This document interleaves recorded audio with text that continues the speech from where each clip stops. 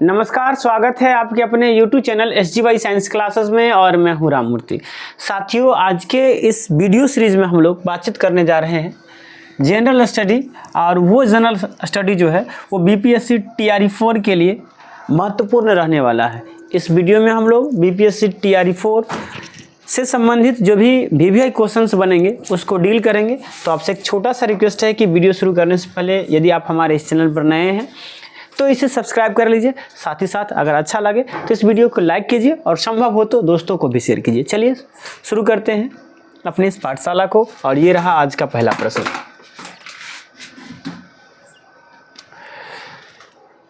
प्रश्न कहता है,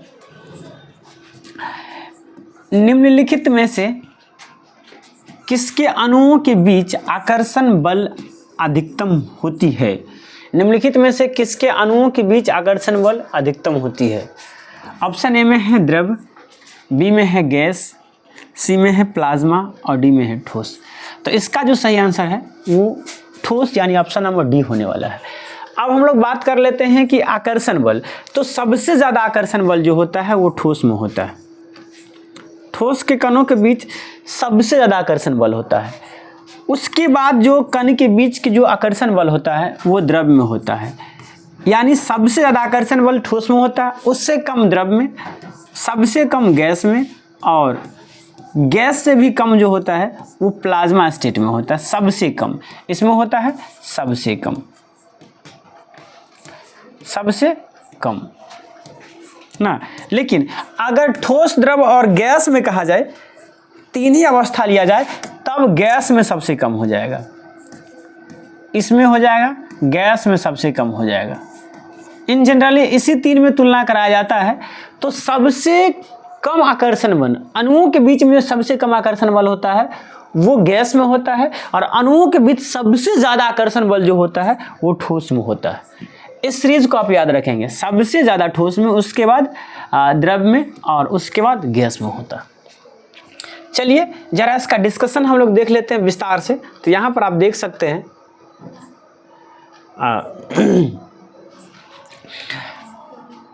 ठोस पदार्थ की एक अवस्था है जिसकी पहचान पदार्थ की संरचनात्मक दृष्टता और विकृति अर्थात आकार, आयतन और स्वरूप में परिवर्तन के प्रति प्रत्यक्ष विरोध के गुण के आधार पर की जाती है। यानी ठोस जो है वो पदार्थ का एक अवस्था है। ये पदार्थ एक ऐसा अवस्था है जिसमें संरचनात्मक दृढ़ता होती है, यानी उसमें हेजिडिटी होती है। इसके अलावा जब हम इसके आकार में, आयतन में और स्वरूप में परिवर्तन करते हैं तो ये विरोध करता है। क्या करता है? विरोध करता है। ठोस पदार्थों में उच्च यंग मापांक और अपरूपता मापांक होती है। यानी इसमें क्या होता है? यंग मापांक होता है और इसका मान उच्च होता है, और अपरूपता भी का मान भी उच्च होता है। ठोस के अणुओं के बीच आकर्षण बल अधिकतम होती है। यानी ठोस के अणुओं के बीच जो आकर्षण बल होता है वो सबसे ज़्यादा होता है। द्रव्य के अणुओं के बीच आकर्षण बल ठोस के अणुओं से कम तथा गैस के अणुओं के बीच आकर्षण बल सबसे कम होता है। इस बात को याद रखेंगे, गैस के अणुओं के बीच का जो आकर्षण बल होता है वो सबसे कम होता है। अगले प्रश्न की ओर हम लोग चलते हैं, और अगला प्रश्न ये रहा आपके स्क्रीन बोर्ड पर। इसे पढ़िए और जवाब दीजिए। प्रश्न कहता है कि पदार्थ के संदर्भ में निम्न में से कौन सा कथन सही नहीं है? पदार्थ के संदर्भ में निम्नलिखित में से कौन सा कथन सही नहीं है? एक में कहता है, ऑप्शन नंबर ए में, पदार्थ के कणों के बीच कोई आकर्षण बल नहीं होता है। भाई साहब, अभी हमने जस्ट पढ़ा कि पदार्थ के कणों के बीच आकर्षण बल होता है, और सबसे ज़्यादा आकर्षण बल ठोस में होता है, उससे कम द्रव में होता है, और सबसे कम गैस में होता है। तो इस प्रकार से तो एक तो ये सही है, ये गलत है, और जो गलत है वही अपना आंसर है। यानी इस प्रकार से ये होता है, लेकिन थोड़ा आगे भी पढ़ लेते हैं। कहता है, पदार्थ के कण द्रव्य और वायु में सतत स्थानांतरित होता रहता है। ये बात सही है। पदार्थ के कण जो है वो द्रव और वायु में सतत स्थानांतरित होता रहता है, यानी एक स्थान से दूसरा स्थान अपना स्थान में परिवर्तन करता रहता है। और तीसरा है पदार्थ कणों से बने होते हैं, ये बात भी सही है। और पदार्थ के कण के बीच अंतर होता है, ये बात भी सही है। यानी इस प्रकार से अगर हम देखें तो यहाँ पर 3 गो बी, सी और डी तीनों सही है, गलत एक है और वो है ए, यानी अपना जो सही आंसर हो जाएगा वो ए हो जाएगा, यानी जो गलत है वही सही है। चलिए ज़रा हम इसके बारे में थोड़ा सा डिस्कशन कर लेते हैं। तो यहाँ पर आप देखिए, यहाँ पर अगर पदार्थ के संदर्भ में कथन, सत्य कथन की बात करेंगे तो पदार्थ के कणों के बीच आकर्षण बल कार्य करता है जिससे वे एक दूसरे से बंधे रहते हैं। मतलब पदार्थ के कणों के बीच में आकर्षण बल होता है और पदार्थ के कणों के बीच आकर्षण बल होने के कारण ही वे एक दूसरे से क्या होते हैं, बंधे हुए होते हैं। दूसरी, पदार्थ के कण द्रव और वायु में सतत स्थानांतरित होते हैं। पदार्थ के कण द्रव में और वायु में स्थानांतरित होते रहते हैं, यानी अपने स्थान को परिवर्तित करते रहते हैं। तीसरा, पदार्थ कणों से बने होते हैं, ये बात भी सही है। और चौथा, पदार्थ के कण के बीच अंतर होता है, ये बात भी सही है। यानी इतने बात जो है वो पदार्थ के संदर्भ में सही है। चलिए अगले प्रश्न की ओर हम लोग चलते हैं। और अगला प्रश्न ये रहा, वो जो 2 प्रश्न थे वो शायद केमिस्ट्री का प्रश्न था। अब जो यहाँ पर ये प्रश्न है ये हिस्ट्री का क्वेश्चन है। हमने सभी सब्जेक्ट से क्वेश्चन को सिलेक्ट किया है और वो अच्छे क्वेश्चंस जिसके साथ एक अच्छा सा कॉन्सेप्ट लेकर आप लोगों के समक्ष प्रस्तुत हैं। देखिए, कहता है कि महात्मा गांधी ने रॉलेट सत्याग्रह किस वर्ष शुरू किया था? 1920 में, 1923 में, 1935 में या 1919 में? तो आपको पता होगा इसका जो सही आंसर है वो 1919 है, क्योंकि महात्मा गांधी जी रॉलेट सत्याग्रह 1919 में ही शुरू किए थे। आप यहाँ देख सकते हैं, भारत में बढ़ती क्रांतिकारी घटनाओं और विरोध प्रदर्शन को दबाने के लिए ब्रिटिश सरकार ने सेडिशन कमेटी की सिफारिश पर सर सिडनी रॉलेट की अध्यक्षता में अराजक और क्रांतिकारी अपराध अधिनियम 1919 पारित किया। इसे रॉलेट एक्ट नाम से भी जाना जाता है। इस कानून के जरिए राजनीतिक कैदियों को बिना किसी मुकदमे के अनिश्चित काल तक हिरासत में रखे जाने की अनुमति दी गई। अतः इस कानून का विरोध करने के लिए महात्मा गांधी ने 6 अप्रैल 1919 से, याद रखेंगे ये डेट बहुत इंपॉर्टेंट है। रॉलेट सत्याग्रह कब से शुरू हुआ था? 6 अप्रैल 1919 से रॉलेट सत्याग्रह शुरू किया था। यानी रॉलेट सत्याग्रह को शुरू करने वाले कौन थे? महात्मा गांधी। और रॉलेट सत्याग्रह कब से शुरू हुआ था? 6 अप्रैल 1919 से। चलिए अगले प्रश्न की ओर चलते हैं। और अगला प्रश्न ये है, इसे पढ़िए और जवाब दीजिए। प्रश्न क्या कहता है, जरा इसे पढ़िए। कहता है कि निम्न को सुमेलित कीजिए। मतलब यहाँ पर इधर घटना दिया गया है 4 और ये घटना कब हुआ है इसके बारे में दिया गया है। निम्न को सुमेलित कीजिए। तो सबसे पहले कहा गया है कि साइमन कमीशन का भारत में आगमन। तो आपको पता है साइमन कमीशन भारत कब आया था? 1942 में। यानी इसका सही ऑप्शन क्या हो जाएगा? सॉरी साइमन कमीशन भारत कब आया था? 1928 में। यानी इसका सही क्या हो जाएगा? बी। साइमन कमीशन भारत कब आया था? बी, 1928 में। दूसरा अगर चलते हैं तो कहता है कि क्रिप्स मिशन का भारत में आगमन कब हुआ? यानी क्रिप्स मिशन का भारत आगमन ये हुआ था 1942 में। क्रिप्स मिशन भारत कब आया था? 1942 में। इस प्रकार से बी ये सही था, लेकिन ये गलत हो गया। बी का 2 नंबर का सी हो जाएगा। ये गलत है, ये भी गलत है। बी सही है, सी सही है, ये डी गलत है। इस प्रकार से अपना सही आंसर है वो क्या हो जाएगा? सी हो जाएगा। अब आगे देखते हैं, जालियांवाला बाग हत्याकांड कब हुआ था? तो 1919 में हुआ था। और चौरा चोरी की घटना कब हुआ था? चौरी चौरा घटना कब हुआ था? 1922 में। यानी इस प्रकार से जो अपना सही आंसर है वो सी हो जाता है। आप यहाँ देख सकते हैं, यहाँ आप देखेंगे कि जो साइमन कमीशन का भारत आना है वो 1928 में हुआ था। क्रिप्स मिशन का भारत आना 1942 में हुआ था। जालियांवाला बाग नरसंहार 1919 में, और चौरी चौरा हत्याकांड 1922 में हुआ था। अगले प्रश्न की ओर चलते हैं और अगला प्रश्न ये रहा आपके स्क्रीन बोर्ड पर। ये फिजिक्स का प्रश्न है, इसे पढ़िए और जवाब दीजिए। ये फिजिक्स का क्वेश्चन है, हर सब्जेक्ट से इस सेट में क्वेश्चंस लिए गए हैं और बहुत अच्छे प्रश्न हैं। दोस्तों ये वीडियो अच्छा लगे तो इसे लाइक कीजिए और दोस्तों को भी शेयर कीजिए। चलिए देखिए, कहता है कि जब एक परिपथ में कोई प्रतिरोध श्रृंखला में जोड़े हुए होते हैं तो करंट का मान बढ़ जाता है, कम हो जाता है, आधा हो जाता है या एक ही रहता है। देखिए अब ज़रा समझिए, यहाँ पर इसको देखिए, जैसे कि ये क्या है, प्रतिरोधक है, एक प्रतिरोधक है, फिर इधर ये दूसरा प्रतिरोधक है। अब फिर यहाँ देखिए, ये यहाँ पर अगर प्रतिरोधक इसको अगर R1 माने, इसे R2 माने और इसे R3 माने, और मान कर चले इधर से अगर ये धारा जा रहा है तो यहाँ पर तो धारा जाने के एक ही रास्ता है, यानी यहाँ पर करंट तो नहीं बदल रहा है, तो बदलेगा क्या, इसमें वोल्टेज बदलेगा, विभवांतर बदलेगा। क्या बदलेगा, विभवांतर बदलेगा। क्या बदलेगा, विभवांतर बदलेगा। इसका मतलब है कि करंट का मान एक ही रहता है। लेकिन जब हम प्रतिरोध को समांतर क्रम में जोड़े, किस क्रम में जोड़े, समांतर क्रम में। अब समांतर क्रम कहने का मतलब है कि इसे ऐसे जोड़े,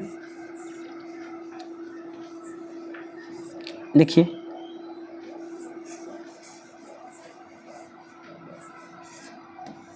ऐसे जोड़े, तब यहाँ पर आप देखेंगे कि यहाँ से अगर धारा आ जाएगा तो यहाँ पर धारा बट रहा है, क्योंकि धारा के दो रास्ता है, एक रास्ता इधर से है और एक रास्ता इधर से है।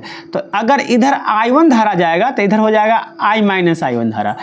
तो याद रखेंगे, समांतर क्रम में जब जोड़ा जाता है प्रतिरोध को तब करंट बढ़ता है, लेकिन जब श्रृंखला क्रम में जोड़ा जाता है, श्रृंखलाबद्ध जोड़ा जाता है, तब यहाँ पर विभवांतर बदलता है। क्या बदलता है, विभवांतर। जैसे कि यहाँ से यहाँ का विभवांतर अलग होगा, इसे V1 मान सकते हैं, फिर यहाँ से यहाँ का विभवांतर इसे V2 मान सकते हैं, और यहाँ से यहाँ का विभवांतर V3 मान सकते हैं। यानी यहाँ पर क्या बदलेगा, विभव बदलेगा।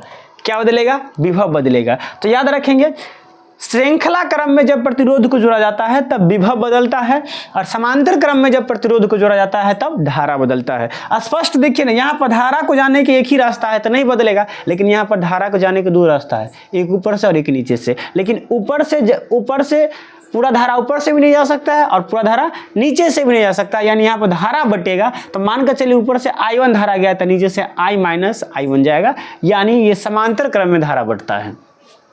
चलिए यहाँ आप देख सकते हैं, इसी बात को भाषा में लिखा गया है कि जब एक परिपथ में कोई प्रतिरोध श्रेणी क्रम में यानी सीरीज में जुड़े होते हैं तो परिपथ में विद्युत धारा यानी करंट का मान एक समान व प्रतिरोधों के सिरों पर विभवांतर भिन्न भिन्न होते हैं। यानी जब इसे हम लोग श्रेणी क्रम में जोड़ते हैं, किस क्रम में, श्रेणी क्रम में जोड़ते हैं, तो क्या होता है, धारा का मान एक ही रहता है, यानी धारा का मान समान रहता है, लेकिन प्रतिरोधों के सिरा के बीच विभवांतर होता है वो क्या होता है, अलग अलग हो जाता है। कहता है कि समांतर क्रम यानी पैरेलल में जुड़े प्रतिरोधों में धारा का मान भिन्न भिन्न होते हैं, वह विभवांतर एक ही समान रहते हैं। धारा का मान क्या होता है, भिन्न भिन्न होता है समांतर क्रम में, लेकिन विभवांतर एक समान रहता है। ये बात स्पष्ट कहा गया है। चलिए अब हम लोग अगले प्रश्न की ओर चलते हैं, और ये प्रश्न भी फिजिक्स से ही लिया गया है, इसे पढ़िए और जवाब दीजिए। ये फिजिक्स का ही प्रश्न है, ये पढ़िए इसे और जवाब दीजिए। कहता है कि विद्युत धारा का एक सतत और बंद मार्ग क्या कहलाता है, मार्ग कहलाता है, विद्युत परिपथ कहलाता है, लूप कहलाता है, या मेष कहलाता है। तो विद्युत धारा का एक सतत और बंद मार्ग विद्युत परिपथ कहलाता है। क्या कहलाता है, विद्युत परिपथ कहलाता है ना। इसे सर्किट कहते हैं, अंग्रेजी में क्या कहते हैं, इसे सर्किट कहते हैं। इस बात को भी याद रखेंगे। चलिए अब जरा इसका डिस्कशन आप देख लेते हैं। तो यहाँ पर स्पष्ट लिखा गया है एक ही लाइन में कि विद्युत धारा का एक सतत और बंद मार्ग विद्युत परिपथ कहलाता है। क्या कहलाता है, विद्युत परिपथ। इस बात को याद रखेंगे। चलिए अगले प्रश्न की ओर चलते हैं और इसे पढ़िए और जवाब दीजिए। ये भी फिजिक्स का ही प्रश्न है, बहुत अच्छा ये प्रश्न है। कहता है कि एक वायर जो घर में, सॉरी डैश नहीं होगा यहाँ पर थोड़ा टाइपिंग में थोड़ा स्पेस ज़्यादा पड़ गया है। एक वायर जो घरों में बिजली संचारित करते हैं उसमें डैश की कोटिंग होती है।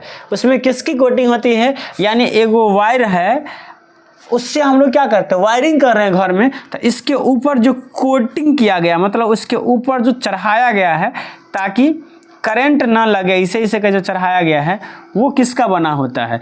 क्या वो पॉलीविनाइल क्लोराइड का बना होता है? क्या वो पॉलीथीन का बना होता है? क्या वो पॉलीथाइल फ्लोराइड का बना होता है? या पॉलीएस्टरीन क्लोराइड का बना होता है? तो आपको बता दें, तार के ऊपर में जो कोडिंग रहता है, तार के ऊपर में जैसे चार्जर जो है, इसके ऊपर में जो है ये वाला, यहाँ ना ये कोडिंग जो किया गया है, इसके ऊपर कोटिंग मतलब कोट जो चढ़ाया गया है, ये इस पर देखिएगा आप ओरिजिनल तार पर, तो उस पर लिखा रहता है पीवीसी। क्या लिखा रहता है? पीवीसी। और पीवीसी का फुल फॉर्म होता है पॉलीविनाइल क्लोराइड। क्या होता है? पॉलीविनाइल क्लोराइड, यानी ए इसका सही आंसर है। आप देखेंगे, आप जब तार लाएंगे तो उसमें लिखा रहता है पॉलीविनाइल क्लोराइड। क्या लिखा रहता है? पॉलीविनाइल क्लोराइड, यानी इसका सही आंसर क्या हो जाएगा? ए हो जाएगा। यहाँ देखिए, यहाँ दिया गया है ए सही आंसर है। कहता है कि पॉलीविनाइल क्लोराइड एक अक्रिस्टलीय ताप सुघट्य कठोर पदार्थ है जिस पर ऊष्मा तथा रासायनिक कणों का प्रभाव नहीं पड़ता है। इसका प्रयोग घरों में बिजली के वायर, पाइप, केबल, इंसुलेशन, फर्श पर बिछाने वाली चादर आदि बनाने में किया जाता है। यानी पीवीसी का प्रयोग कहाँ कहाँ किया जाता है? एक तो बिजली के वायर में, दूसरा पाइप में, तीसरा केबल में, इंसुलेशन बनाने में, आप फर्श पर बिछाने में, चटाई बनाने में आदि में इसका प्रयोग किया जाता है। चलिए अगले प्रश्न की ओर चलते हैं, और अगला प्रश्न ये रहा आपके स्क्रीन बोर्ड से। दोस्तों ये प्रश्न जो है बीपीएससी से लिया गया है। ये प्रश्न डायरेक्ट बीपीएससी टीआरई 4 का ये प्रश्न है। ये प्रश्न बीपीएससी टीआरई 3 का ये प्रश्न क्या है? ये पीवाईक्यू है। पीवाईक्यू प्रीवियस ईयर क्वेश्चन है ये। चलिए इसको पढ़िए और जवाब दीजिए। प्रश्न कहता है कि ज्वालामुखी क्रिया की अंतिम प्रतीक क्या है? गैसर, क्रेटर, धुआंरे या बातीमुख, उपयुक्त में से एक से अधिक या उपयुक्त में से कोई नहीं। तो अगर हम बात करते हैं ज्वालामुखी क्रिया के अंतिम प्रतीक का, तो इसका अंतिम प्रतीक है धुआंरे या वातीमुख। क्या है? धुआंरे या वातीमुख, यानी सी इसका सही आंसर है। जरा डिस्कशन हम लोग कर लेते हैं। तो यहाँ पर आप देखिए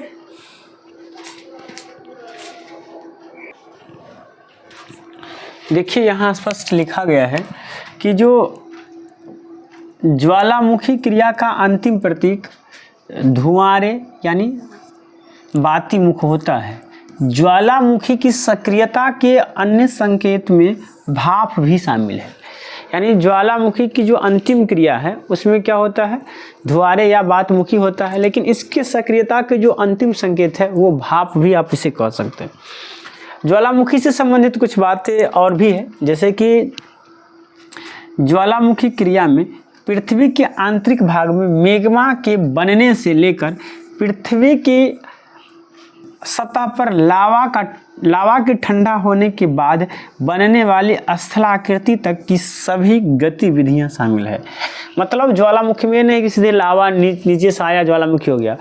उसमें क्या है कि धरती के आंतरिक सतह से मैग्मा को बाहर आना, उससे ठंडा होकर के उससे एक नया स्थलाकृति का निर्माण होना, यहाँ तक की पूरी क्रिया ज्वालामुखी क्रिया कहलाती है।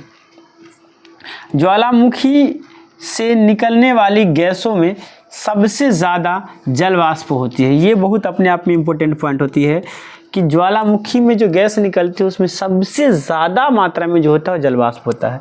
इसके अलावा carbon dioxide, sulphur dioxide, hydrogen sulphide और हाइड्रोजन हैलाइड जैसे गैस भी शामिल है। ज्वालामुखी में कौन कौन गैस शामिल है? ये इंपॉर्टेंट है क्योंकि ये प्रश्न बीपीएससी में पहले पूछा गया है। बीपीएससी टीआरई में ये प्रश्न पहले पूछा गया है, तो क्यों ना ये प्रश्न पूछा जा सकता है। तो ज्वालामुखी से निकलने वाले जो गैस होते हैं उसमें सबसे ज़्यादा जल वाष्प होता है। लेकिन अगर अन्य गैस की बात करें तो उसमें carbon dioxide, sulphur dioxide, hydrogen sulphide, hydrogen halide इत्यादि प्रकार के गैस भी वहाँ से निकलते हैं। अगले प्रश्न की ओर हम लोग चलते हैं। तो ये प्रश्न भी बीपीएससी टीआरई में ही पूछा गया है, इसे पढ़िए और जवाब दीजिए। प्रश्न कहता है कि एक विद्युत फ्यूज किस प्रभाव पर कार्य करता है? विद्युत धारा के रासायनिक प्रभाव पर, विद्युत धारा का चुंबकीय प्रभाव पर, विद्युत धारा के तापीय प्रभाव पर, उपयुक्त में से एक से अधिक या उपयुक्त में से कोई नहीं। तो इसका जो सही आंसर होने वाला है वो सी हो जाएगा कि विद्युत फ्यूज जो है वो विद्युत धारा के तापीय प्रभाव पर कार्य करता है। जरा इसका डिस्कशन हम लोग देख लेते हैं। तो यहाँ आप देखिए, यहाँ कहता है कि विद्युत फ्यूज विद्युत धारा के तापीय प्रभाव पर कार्य करता है। कहता है कि जब फ्यूज से निर्धारित मात्रा से ज़्यादा धारा गुजरती है तब वह बहुत ज़्यादा गर्म होकर पिघल जाता है। यानी फ्यूज किसी भी विद्युत फ्यूज से जो धारा गुजरता है उसका एक निश्चित मात्रा रहता है।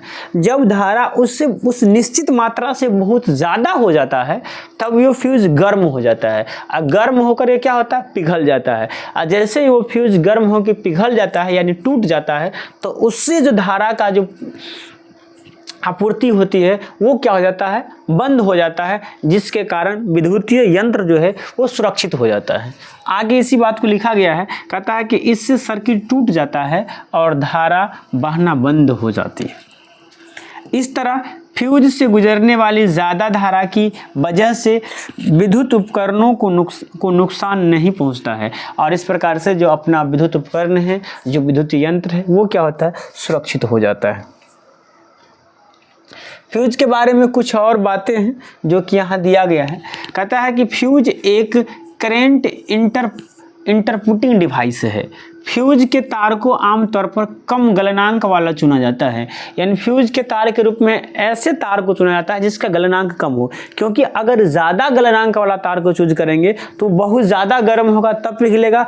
तब तक ऐसा होगा कि अपना जो विद्युतीय उपकरण है वो क्या हो गया, नष्ट हो गया, उसका नुकसान हो गया, यानी वो खराब हो गया। अगर फ्यूज का इस्तेमाल की बात करें तो फ्यूज का इस्तेमाल लघु पतन और अतिभारण से विद्युतीय उपकरण को बचाने के लिए किया जाता है।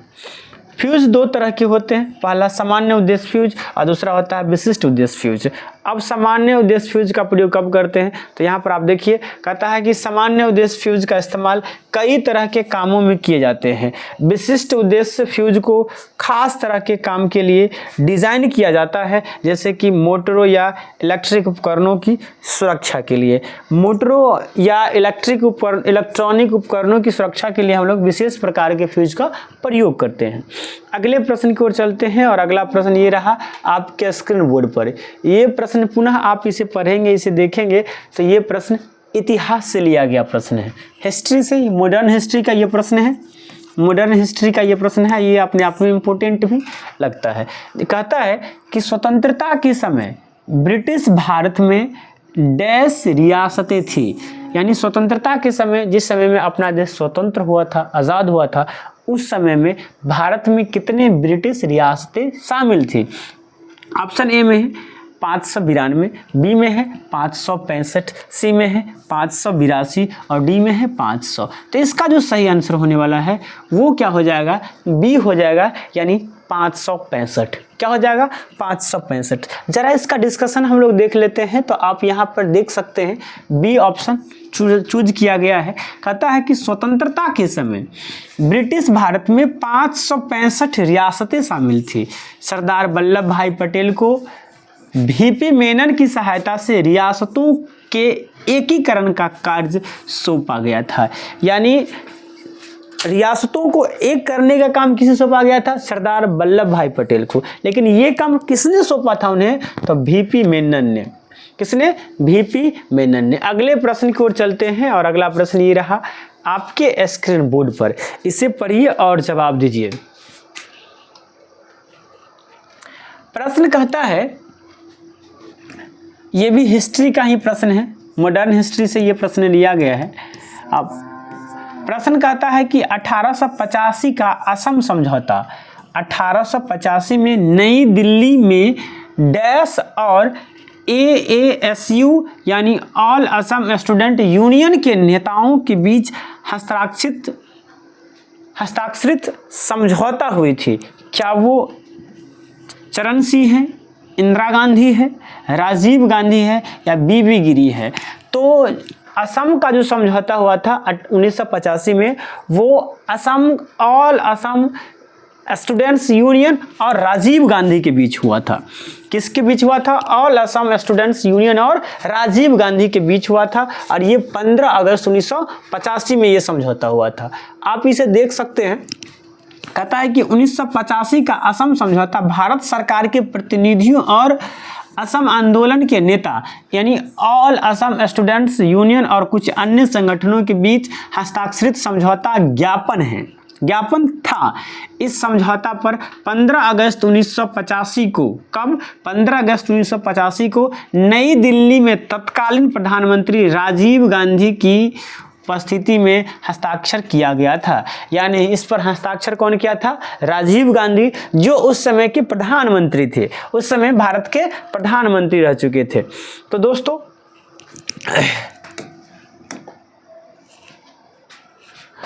शायद आज का सेशन यहीं पर संपन्न होता है। कैसा लगा आपको हमारा ये वीडियो, कमेंट करके बताइएगा। अगर अच्छा लगा है तो लाइक कीजिए, साथ ही साथ यदि आप हमारे चैनल पर नए हैं तो इसे सब्सक्राइब करके बेल आइकन को दबा दीजिए, क्योंकि इसी प्रकार के वीडियो हम लाते रहेंगे। और याद रखिएगा, जब तक तोड़ेंगे नहीं तब तक छोड़ेंगे नहीं। चलिए मिलते हैं नेक्स्ट वीडियो में। आज के लिए इतना ही।